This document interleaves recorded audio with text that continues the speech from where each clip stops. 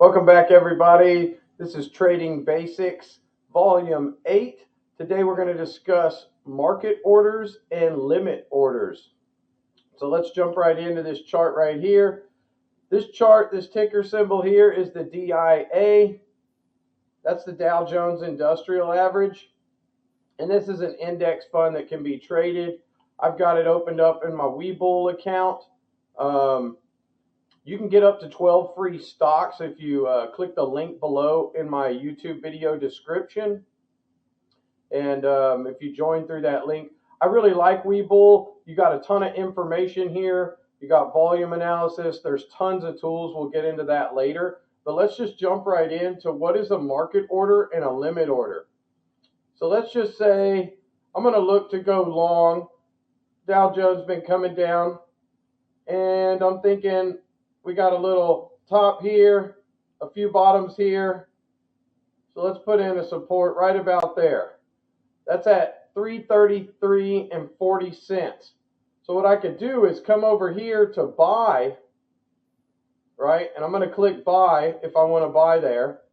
And then on this order type, I can do a limit order or a market order. We'll get into these other ones later. Limit order allows me to place an order for any amount at that price.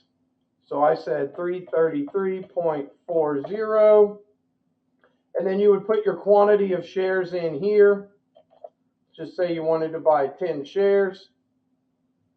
And what that's going to do is that's going to put an order for 10 shares exactly at that price.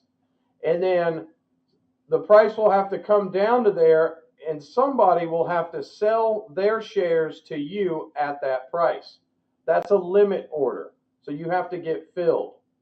Now what a market order is, now let's change this to market, and you'll notice that that price goes away.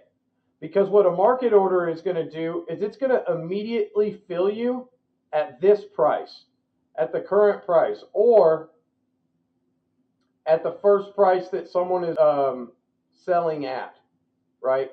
So you would get filled around this price on a market order. That's going to be an immediate fill. So on limit orders, I use limit orders most of the time when I'm entering a trade. I use them sometimes when I'm exiting a trade, but most of the time when I'm exiting a trade, I will market order and just get out of that trade immediately.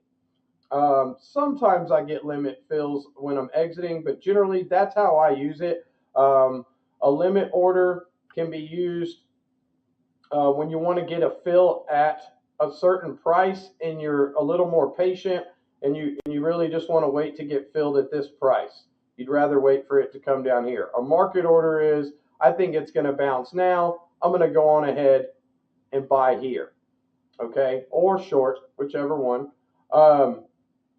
Another thing is,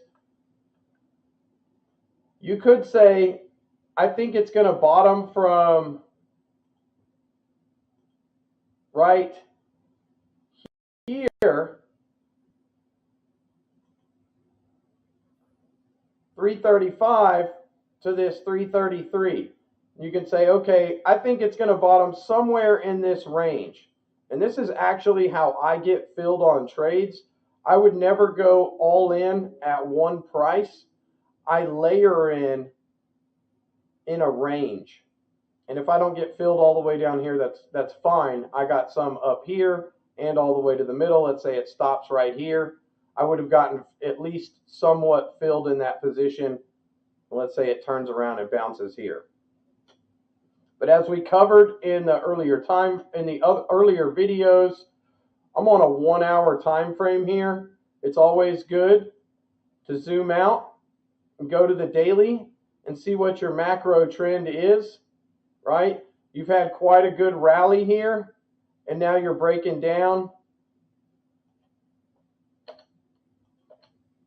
right? So it looks like we've got trend line that went up here, something like that. Right, you could have drawn a trend line like that. That's broken. Structure's broken. We'll get into some more indicators later that will show you why most likely this has a little continuation to the downside now. You've now made a lower low, but I wouldn't short from right here personally. I always wait for the bounce. Remember, we covered those moving average videos before, and that's going to kind of show you where a good entry would be on this, right? But this was more about limit orders and market orders. So think about what kind of order you want to get in, and is it immediate or do you have a little time? And I